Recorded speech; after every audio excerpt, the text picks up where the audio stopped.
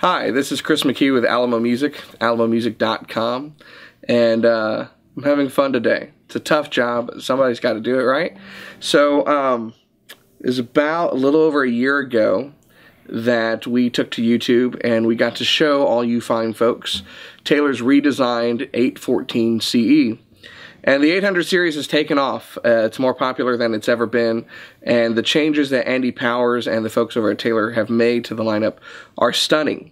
What we have today is a special edition that they've come out with that select stores are able to carry, and we are one of them, luckily. So I get to sit here with a beautiful 814 CE Brazilian Rosewood guitar in my lap and play it. Poor me. I know. So let's talk a little bit about the guitar. First of all, it's an 814 CE, so it's got all of the changes that Taylor introduced last year.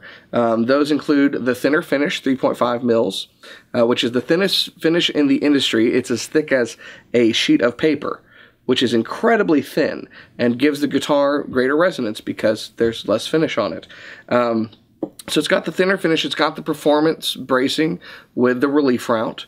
It's got the angled back bracing, which is unique on the 812 and 814 series for greater bass response. It has the new appointments, hide glue construction, the beautiful rosewood pick guard, and all of the new inlay and so forth, as well as the ES2 system. So this has everything that the other 814 CE has, but it also has this gorgeous stuff. This is Brazilian Rosewood, and it's sites approved, okayed. It has all of its paperwork together. You know, you're not going to get in trouble having this stuff. It's good. It's amazing. It's well, I mean, what can you say about Brazilian Rosewood? It's considered the holy grail of guitar wood, and the reason it's the holy grail of tone wood is, one, it's very rare. You can't cut down a Brazilian rosewood tree. You can't even take the seeds out of Brazil if you wanted to, say, plant an orchard somewhere and have sustainable wood going forward. You can't touch it.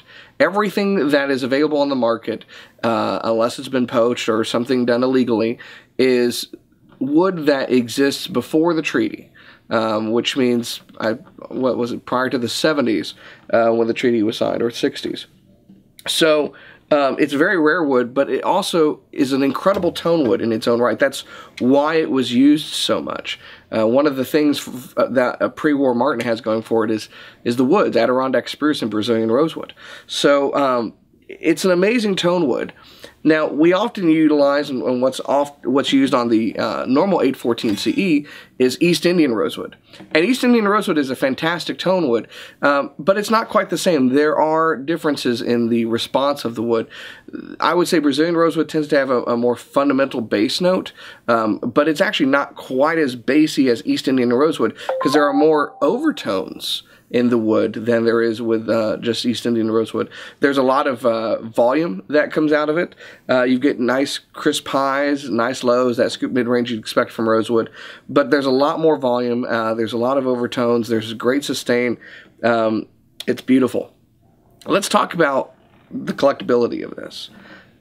Guitars, I would often say, are not necessarily the best investment unless you have a time machine and you can go back to 1954 and buy yourself a Strat and buy yourself a Gold Top Les Paul or something like that.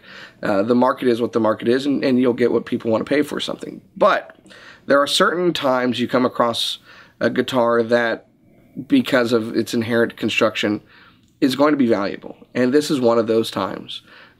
Back in, I believe it was 2001, Taylor introduced a fall limited series, and this was kind of a storied fall for Taylor. Those guitars were called the Legends of the Fall. You can note them because they have a little inlay on the back of them. And they did a run of Brazilian Rosewood 800 series guitars back then. A friend of mine had one. It was a fantastic guitar. And they were a premium over the 800 series, but not that much of a premium. And I've looked. If you want to go find one of those guitars today, you're going to spend over probably $8,000. And that's quite an increase in just over 10 years from what those guitars were selling for new. And the reason is because of the rarity of this wood. They're not making any more of it. we can't get our hands on any more of it. And what Taylor has left is probably what Taylor has left. And so these guitars are an awesome opportunity to own something that's rare, that's valuable, and as a guitar, sounds absolutely amazing. So let's have a listen to it.